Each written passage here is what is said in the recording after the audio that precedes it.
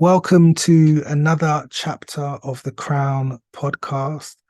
Today, we are speaking about a topic that many people struggle with within their own lives.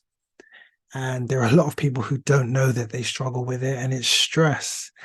And we are so humbled and blessed to be joined by Kelli Russell, who is co-founder of Rapid Transformation and Radical Enlightenment. She helps people to shift from this place of stress that we're speaking about today, and the anxieties that we all face within our lives in one way or another. And she also helps people to cultivate inner balance. And this balance is essential for all of us to continue to navigate the terrains of stress and make ourselves healthy and whole throughout each day, no matter what we do in our individual lives. Kelli is all about freedom, and freedom means different things to different people. And it's such a beautiful conversation to have in a time where the world feels very, very stressful. There's a lot of pressures for us as individuals to behave a certain way or to respond to things a certain way.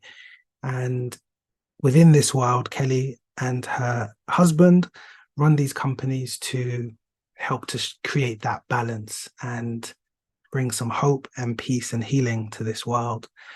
Thank you so much for joining us. It's so great to have you on the Crown podcast. Thank you for having me. I'm so excited to have this conversation and to share resources or information or hope or insight to anybody listening. You speak a lot about disruption. I see the word disrupt come up quite a bit. And usually when I think of disruptions, I think about being interrupted. I think about distractions. I think about trying to get on with the task. And there's so many other things I need to do. And the key theme with a lot of these disruptions are they are unplanned. You cannot foresee them. And so that kind of gives the impression that it's out of our control. And so when you say disrupt the triggers or disrupt the patterns, it insinuates that we do have the power to be the disruptors within our own lives. Can you speak a bit about what the word disrupt and disruption mean to you within the context of your work? Definitely. And there's certainly a phase to it. There's a learning curve. So let's say you're with a partner, a spouse, a loved one, and you find yourself getting in an argument.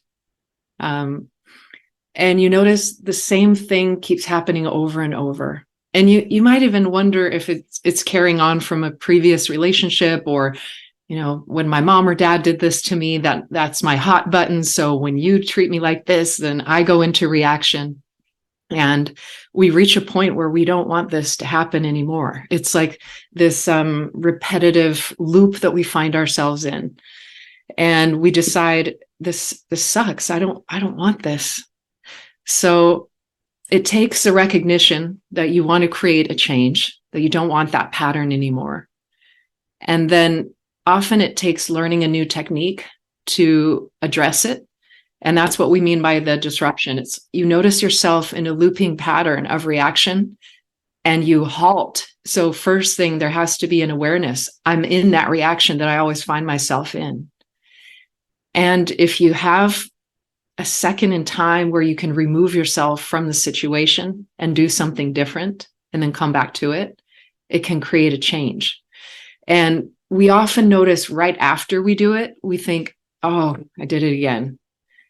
But with awareness and training, then we can start to catch ourselves at the end of a reaction, then in the middle of it, and then in the beginning where, the train has already left the station and there's too much momentum to stop yourself, but you still acknowledge it.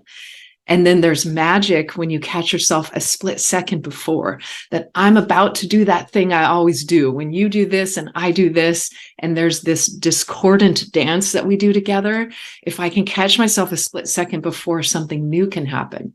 So that's what we mean by the disruption.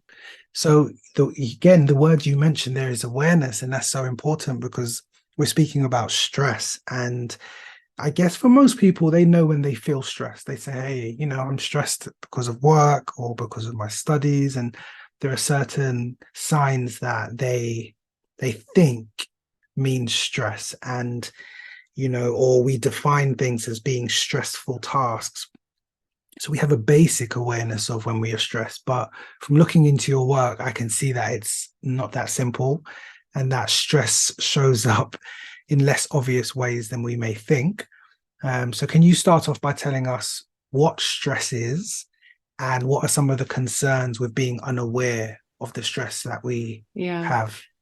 It just shows up as overwhelm, burnout, having a short temper with loved ones, being not present, waking up with a pounding heart, waking up with a to-do list that seems a million miles long, not sleeping well, being overwhelmed by life in general, or feeling dull. Sometimes people just feel uninspired. Nothing seems to hold passion. Sometimes it's having your nervous system shot. And sometimes people show up with an illness, or they have a lot of things that seem to do with the doctor can't quite figure it out. There's like Lyme disease or fibromyalgia, or there's mold, or the system is overloaded. I have a condition that nobody seems to understand the root of, but there's more and more of these around. So it could just show an overtaxed system, or the autoimmune where the body starts to attack itself. It's just showing an imbalance in the system. And as I mentioned, it could show up as I'm no longer sleeping well. We all get these looping, repetitive thoughts. I think we get 90% of our thoughts are similar thoughts that we thought the day before. So we get looping thoughts. It doesn't help when we have a poor diet. So then our body can just feel crappy all the time, low energy. So those might be some of the things where your body is overtaxed. You're feeling a low grade of just discord within your own being, feeling uncomfortable in your own skin, feeling like something's off, but you can't quite name it.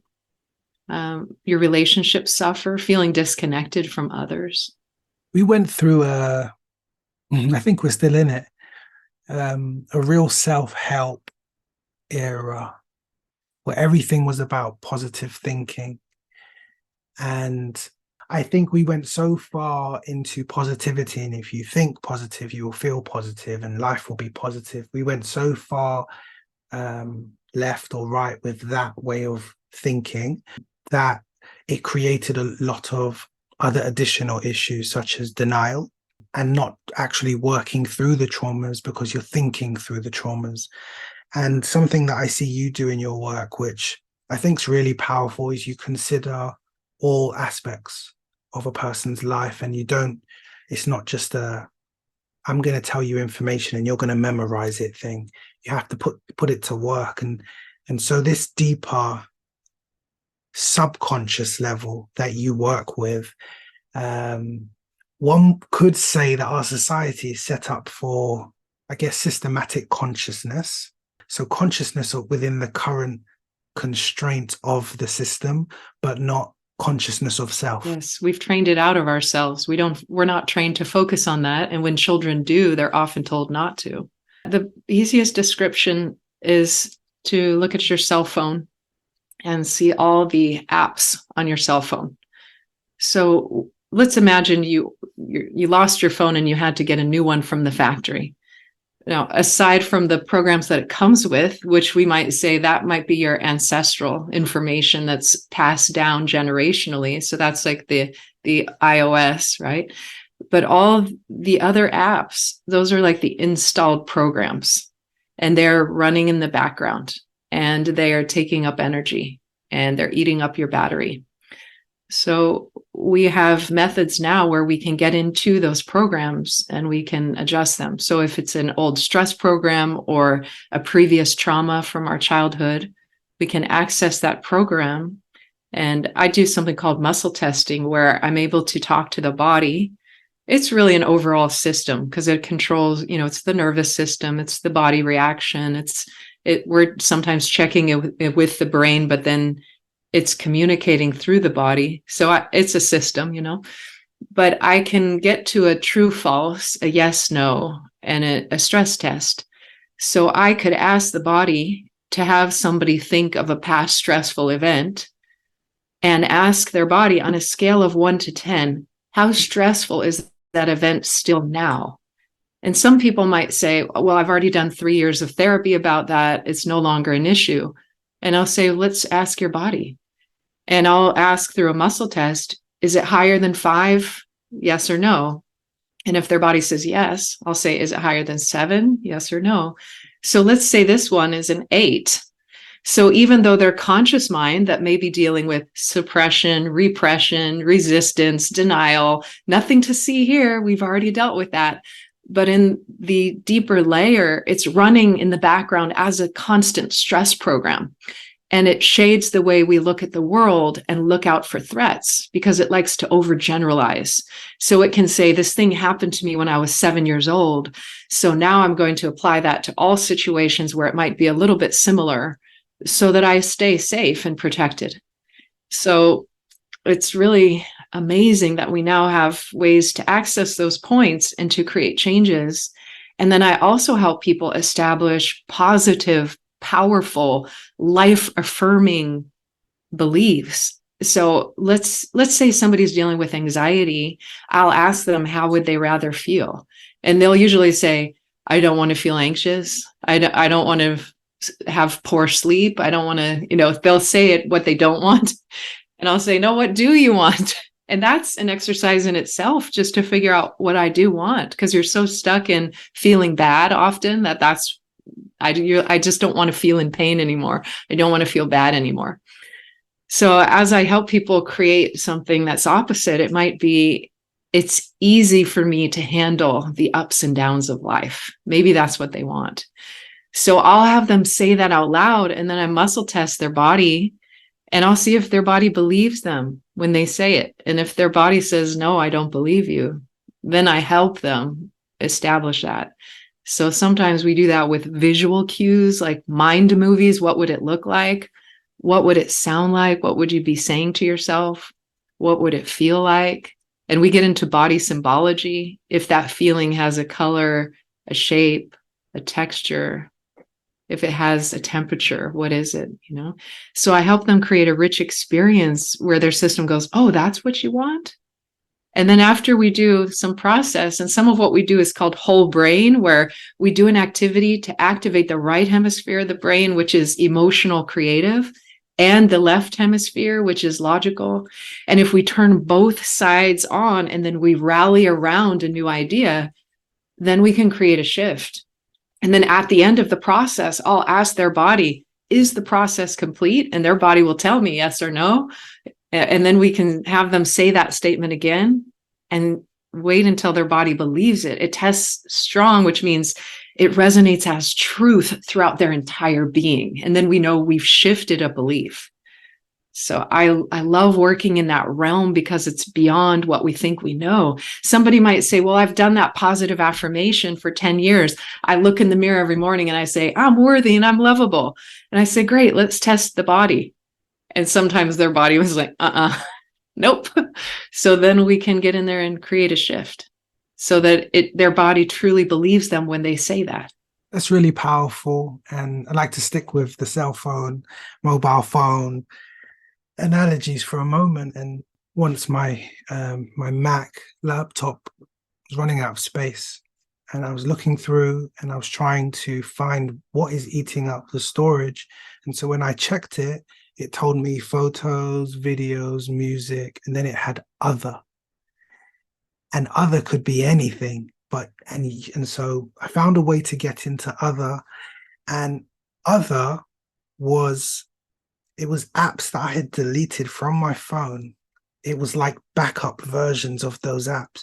So in the case of a person, you may think you're over something or that you've got rid of it, but that program has a program which has a program, and it's really, really deep ingrained.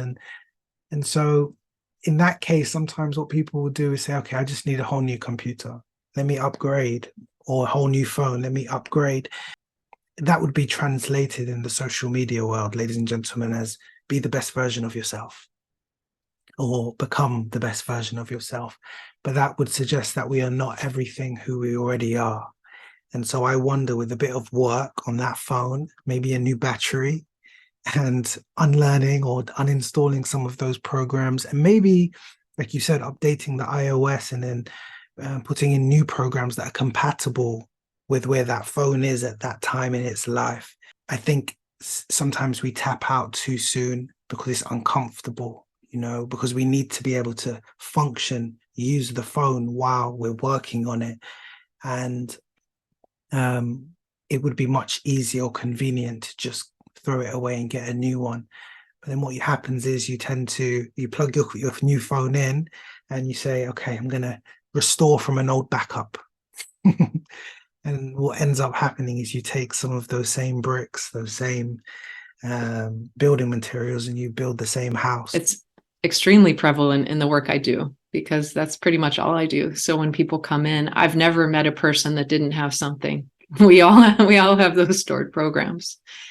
And in the analogy, even some of those videos or photos could perhaps use an upgrade, because sometimes we generate a video that might not even be based on reality anymore. It's if they've done studies where there's some type of robbery or a traffic accident, and they interview all the people who witnessed it, and it's the same accident or it's the same robbery, but everyone has a different story. Even in the same family, if something happens in your family unit, each sibling might say, no, this happened or that happened or that happened. So being able to translate what happened into a more beautiful story, or like for my husband, his father, when they worked on a project together, his dad would say, we need to get out the instructions and we need to look at how something's done.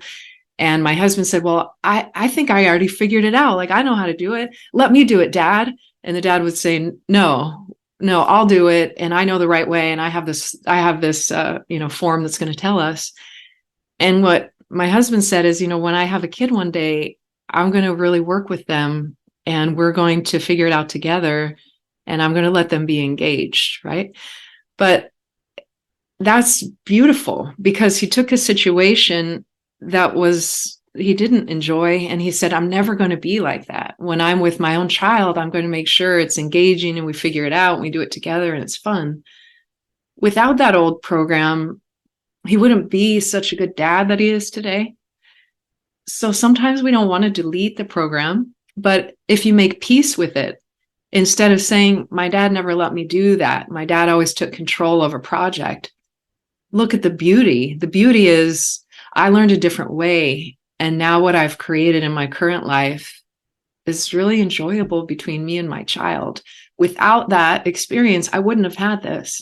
I wouldn't have known its importance. So it's about framing and perspective, as well. And with that, sometimes we don't have, because we are stressed and we're overwhelmed, we don't have the mental clarity to be able to properly see things for as they are, because of the meanings we attach to them. How we define the experience, it may be a result of how we feel about the experience, but not necessarily focusing on what the experience is trying to teach us, or where it's moving us, how we are evolving. Because again, it's very reactive to the circumstance or the situation that we may be going through in life. And so on a subconscious level, how do we begin to tap into what's not so obvious, what's not so easy on the outside? How do we go beyond just thinking our way out of things? Things that are accessible to a broad scope of people are things like a spiritual practice, an intensive breath work practice, and there are all different types of breath work that are taught. Inner inquiry done in meditation, having a meditation process, being out in nature. Plant medicine, I'm a proponent for doing things like psilocybin, ayahuasca, DMT, which connects you to a deeper self, can open the door. When I was deciding which way to go with my training, I looked up 36 different modalities of energy healing and subconscious change. So there are a lot out there. And I just started hunting, like, what is this about? What does a session look like? What does the founder of this method stand for? Do I trust that person? I just started doing my own research to see which one resonated with me, and I chose 2. So they can start seeking out their own helper, their own facilitator that knows how to get in there.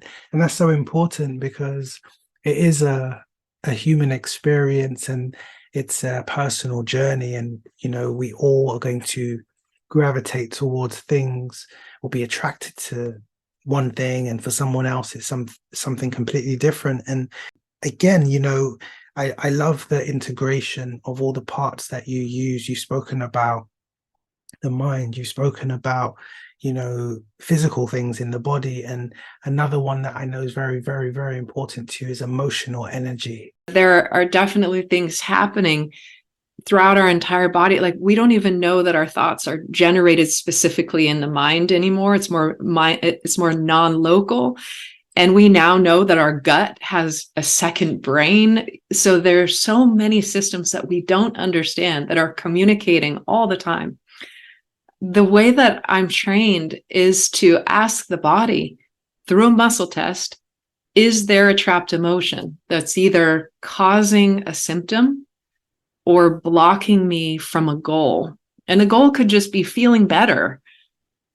The way I feel it in my own body is I feel off. I often would get this achiness in my chest. For my husband, it would show up as a gurgly stomach.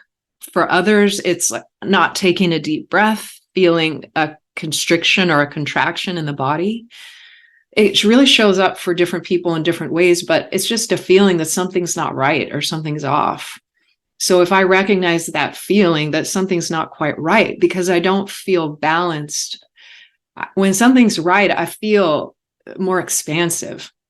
I feel relaxed. I feel even. And when something's wrong, it just feels like there's something that I can't quite pinpoint that I know isn't right. So I'll ask my system, is there a trapped emotion that's causing this? And basically, there's just a chart in front of you with rows and columns. It's got about 60 emotions that we might call dense or heavy or limiting. And I'll ask through a muscle test what emotion it is. So let's say the emotion is heartache. Then I can ask the body, is it something I'm experiencing right now, or is it something from my past? And if it says, well, it's something right now, then I can say, is it something in my life with my friendships? Is it something in my marriage? Is it something with my child? Is it something with my work? And my body will tell me. It can say, oh, it's with your work. Okay. Is it the client that I saw yesterday that had the most horrific life that it could be made into a movie, and I'm feeling hardship about that? Like, how could that happen to a person? And maybe my body says, yes, that's it.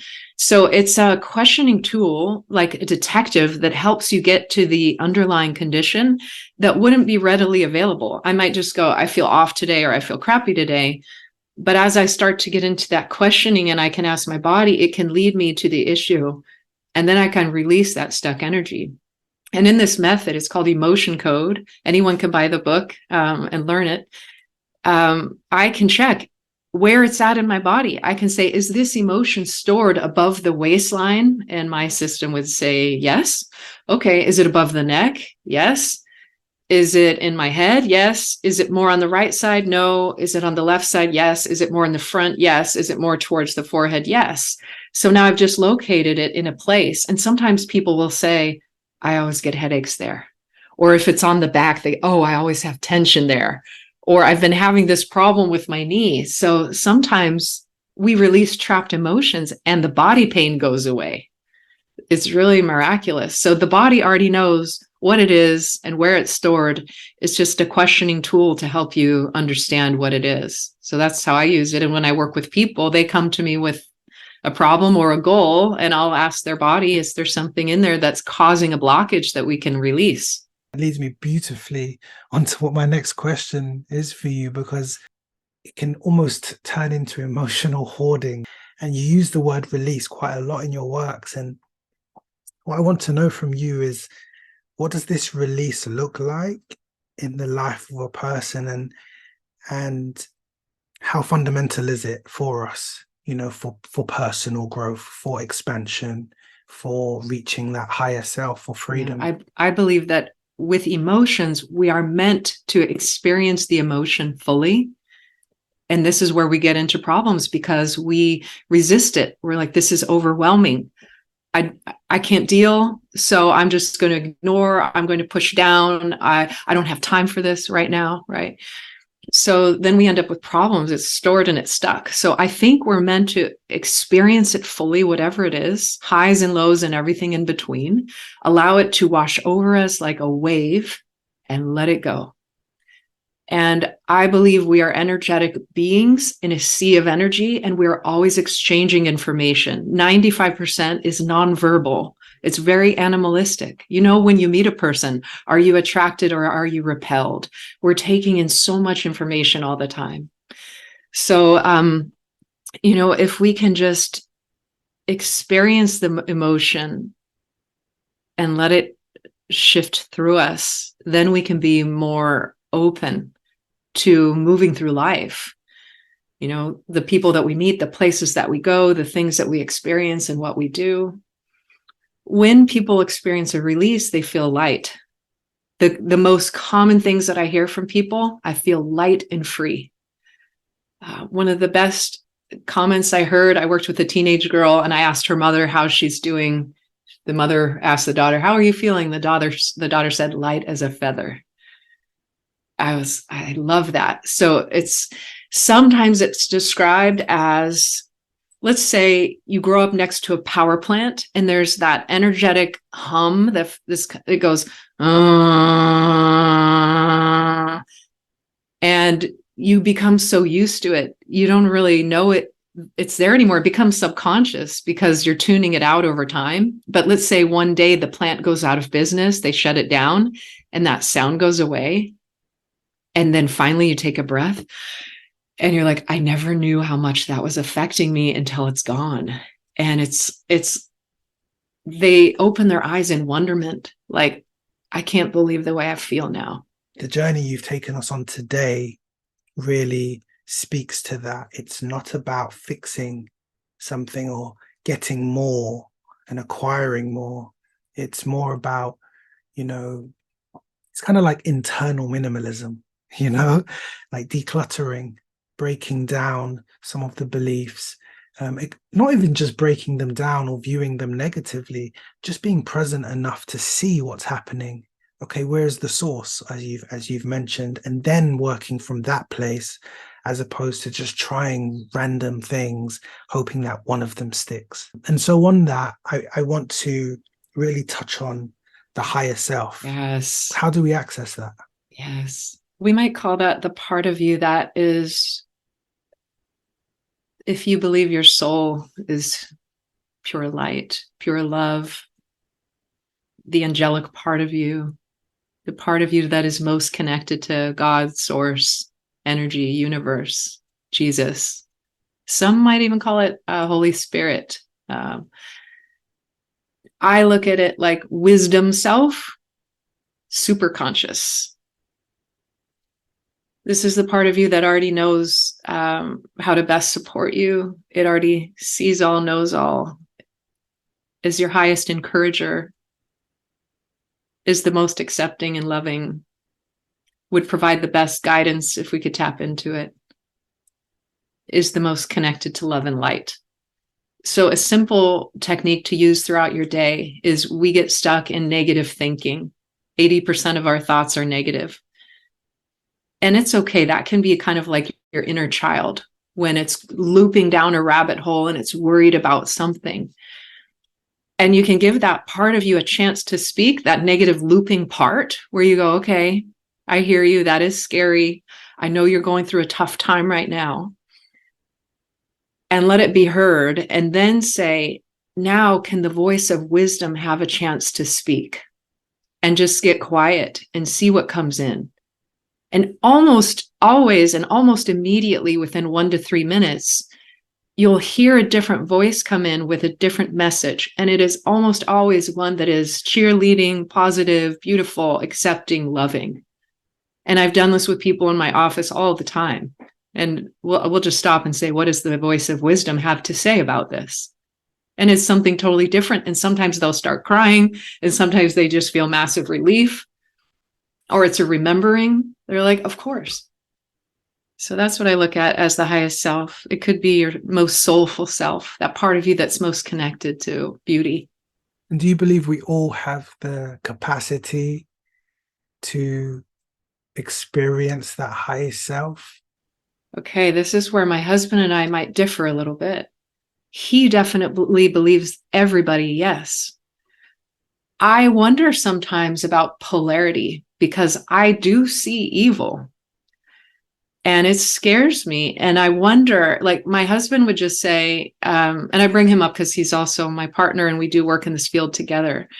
And he says, no, they're just lacking that love. We just need to show them the love that they're lacking. They're missing that connection to source. If they had that connection, they would remember they'd be filled with love. Maybe I just sometimes see things and I wonder if it's the antithesis. And I wonder if I do believe the whole entire spectrum must be present here on Earth. And I do think that all of it is source. It is the entire spectrum. It is the all. But there is a certain portion of that spectrum that is the anti-light. I don't know if they're want to be connected or can be connected, or is there a connection that they're just turning away from? I tend to be more cynical or skeptical about that, but my husband says, no, it's all love. I think it's also quite refreshing to hear you say, I don't know. And the reason why is a lot of people seek therapy and they look for different types of interventions and they try out different things and they say, no, that therapist doesn't work for me, and a lot of the case, you can end up speaking to people who do not understand your experience, and they can carry the reputation of know-it-alls, but doing very little.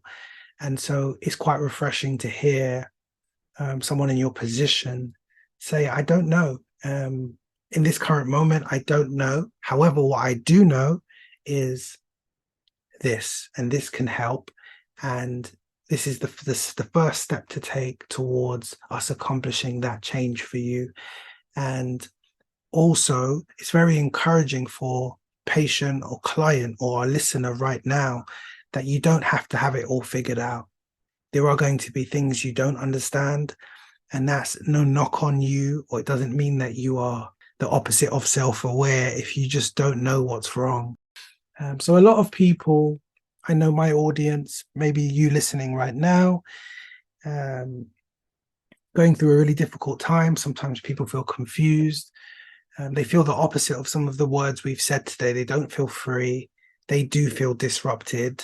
They don't feel like they are the disruptor. They're living just in their mind, or they feel they're living in their mind. They don't have control over their emotional energy. They don't have clarity. Maybe they've lost their confidence. And maybe they experience symptoms of depression, anxiety, and what we started with, stress, maybe on the verge of giving up. That listener right now could be just trying to find some little glimmer of light, that little bit of a silver lining to believe for tomorrow that, hey, this could get better. What would your advice be to that person? I'd say wait and don't give up. to hit on what you said before, I think it's really important, is to recognize the cycles that there are always in our lives, climbs and plateaus, and there's space in between, and getting comfortable in the in-between places that people want to rush through that so quickly because it's unknown, but it is a part of the process that we need to have. There's a creation, there's a stabilization, there's a dissolution, and there's space in between. We go through this during the week. We go through this in relationships and jobs. We do this with our self-growth.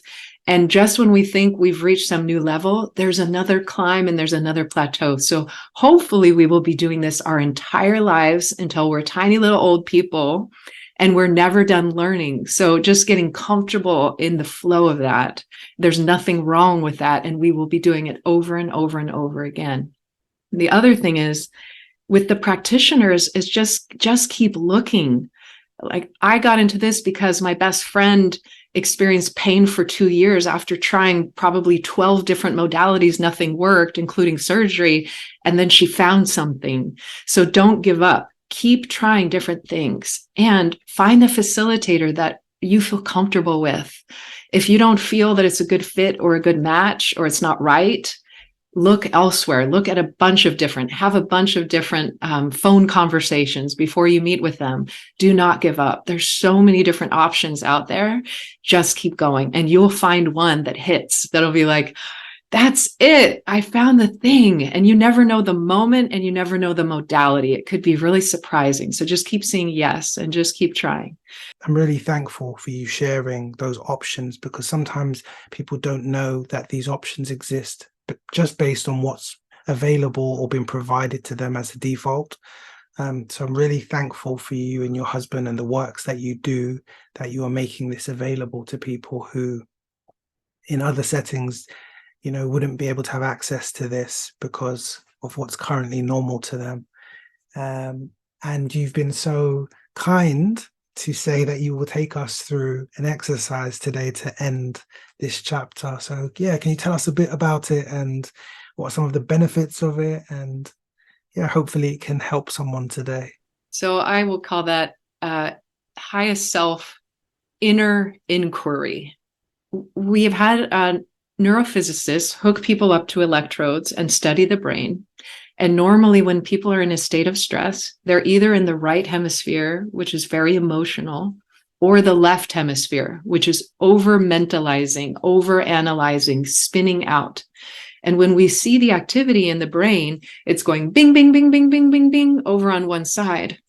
And so what we want to do is turn on both sides. It's like becoming superhuman. Like some people have seen the movie Limitless with Bradley Cooper, and he takes this pill, and then all of a sudden he can see all the strategies and look forward and backwards and figure out what to do in a moment's notice. It's like we get a little hint of that. So both sides of the brain goes.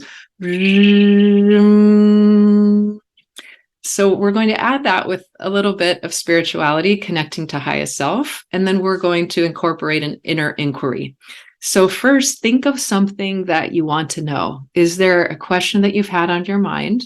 Or maybe there's just, you want some guidance for the next step in your life. Or maybe there's something going on with your body that might be an ache or a pain or an ailment. And you're like, I want to know, what is this about? So we could even ask highest self, what is this symptom telling me? What is this about that I need to know? So let's just first think of something that you wish to know or understand. And people can always do this later too. Like if they're like, well, I can't think of anything right now, they can always press pause, figure it out, and then start it up again. So the first thing we're going to do is called a whole brain technique. It's a brain gym technique to turn both hemispheres of the brain on. And it's simply marching in place. And you can do it seated or standing. So you're going to lift your right thigh and tap it with your opposite hand. And then open your hands. Lift the left thigh, tap it with your right hand, open your hands. So opposite hand, opposite thigh. Opposite hand, opposite thigh. Opposite hand, opposite thigh. Now we're going to add on an added challenge, keeping your chin forward, look up into the right side of the room. And I count us down from 20, 19, 18, 17, 16, 15, 14, 13, 12, 11, 10, 9, 8, 7, 6, 5, 4, 3, 2, 1. Keeping chin forward, looking up into the opposite side of the room.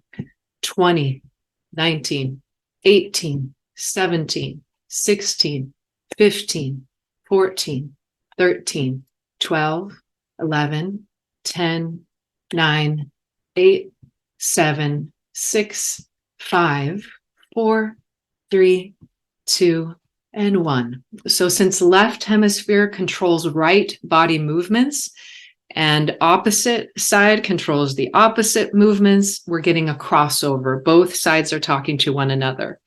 Now we'll sit in what's called a whole brain posture. You'll put your right ankle on top of the left and place the left wrist over the right. So this also creates a crossover in the brain.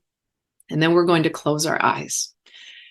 And we're going to put our highest power in charge. So that could be God, universe, source, God, Gaia. It could be Holy Spirit, Jesus, Buddha.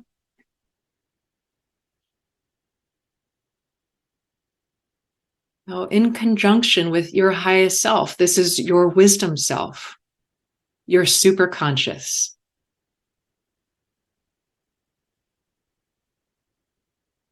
So we're going to put that part in charge.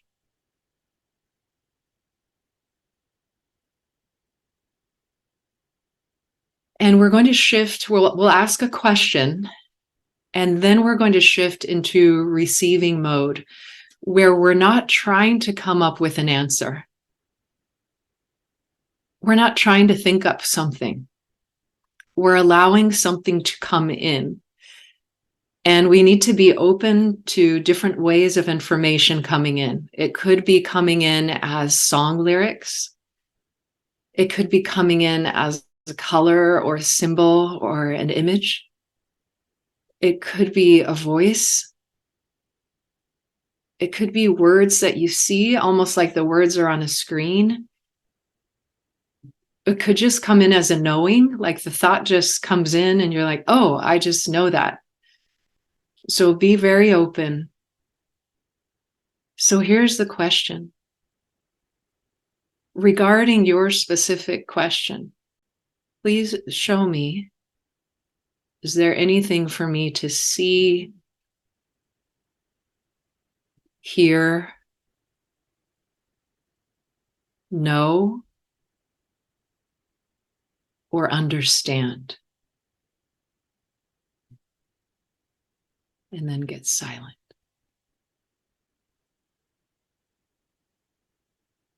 So here's where I would recommend you would press pause on whatever you're listening to us on and spend between 3 to 5 minutes in receiving mode. When you could set a timer on your phone or something like that. And when those 5 minutes are up, you will uncross your legs and just sit there for a moment and notice if there's any action that you need to take based on that. So sometimes we get a message right away, and you could just take a pause and say, okay, is there anything that I can do about that right now? And maybe it's between 1 and 3 things. And if there is something, do it right away. Get the ball rolling. Sometimes we don't receive an answer right away. And then within the next week or two, you might be doing some mundane task. You know, you're doing the dishes, you're taking a shower, you're going for a walk, and this message will pop in unexpectedly. You go, oh, there it is. So the more you create a little pocket of space, I mean, you could do that every morning for 3 to 5 minutes before you do anything else.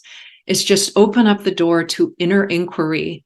After doing those cross crawls to balance the brain, putting whatever's your highest in charge, asking highest self specifically, that's the part of me I'm asking this question to.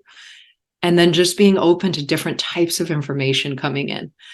Like one time there was this man that taught me how to do a heart meditation, and he had a group of 200 people.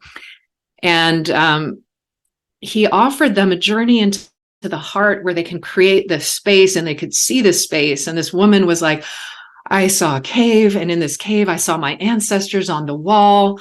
And I walked outside the cave and I could see this vast ocean, but it felt like love, you know. And then her husband said, well, I didn't see anything at all, but I heard the most beautiful music. It sounded like whales. I heard the most beautiful music that I've ever heard in my life.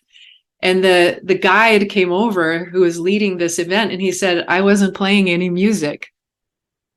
So we never know how we might receive information. Just being very open to what comes in. And you might need to jot down an idea and let that idea percolate a little bit. You know, it might just be a clue that will open you up to something else.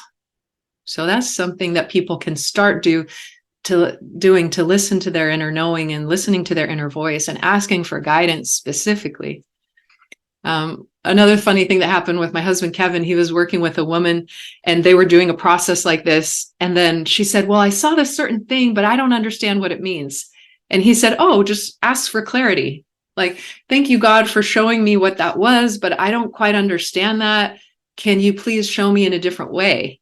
And she looked with open eyes and she said, you're allowed to do that? You can ask for clarity? I thought you just had to take what you get and just kind of deal with it. And so, yeah, ask for clarity. Well, first of all, thank you for sharing that. Such a powerful exercise. It's about giving ourselves permission, just like that lady asking, I'm allowed to do that? Yes, you are. And whatever you get from this exercise, know that it's your birthright. You know that you have, you know, as I always speak of within Crown, an inheritance, and that you are worthy and you are capable and you are deserving of your highest self. Very grateful for all that you've shared today. And I'm sure our listeners will definitely take something from this. To anyone listening, if you are interested in anything that has been shared today and want to know more about how you can tap in and lean in to your higher self and start to disrupt those stressful patterns within your life, your mind, and your body and soul, please do read the show description for information on Kelli and her husband and the works that they are doing, as well as take the advice she has given. Do some research, go and seek for yourself, find something that works for you. And until next time, stay blessed, and I wish you better days.